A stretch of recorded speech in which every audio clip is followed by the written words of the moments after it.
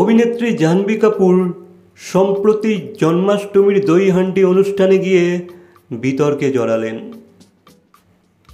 ভিডিওতে দেখা যায় হাঁড়ি ভাঙার সময় কৃষ্ণ নাম না করে তিনি বলেন, ভারত মাতার জয়। এই দৃশ্য দেখে নেটাগরিকরা ক্ষোভে ফেটে পড়েন। অনেকে কটাক্ষ করে বলেন, তিনি স্বাধীনতা দিবস আর জন্মাষ্টমীর পার্থক্য বুঝতে পারেননি।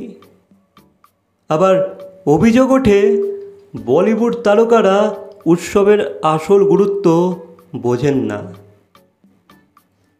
কেউ কেউ মন্তব্য করেন, প্রচারের খাতিরে এই সব বিতর্ক তৈরি করা হচ্ছে। তবে ভক্তদের একাংশ অভিনেত্রীকে সমর্থনও করেছেন। তাদের মতে দেশপ্রেম আর ভক্তি দুটি সমানভাবে গুরুত্বপূর্ণ। সব মিলিয়ে জাহ্নবীকে ঘিরে নতুন বিতর্ক তুঙ্গে।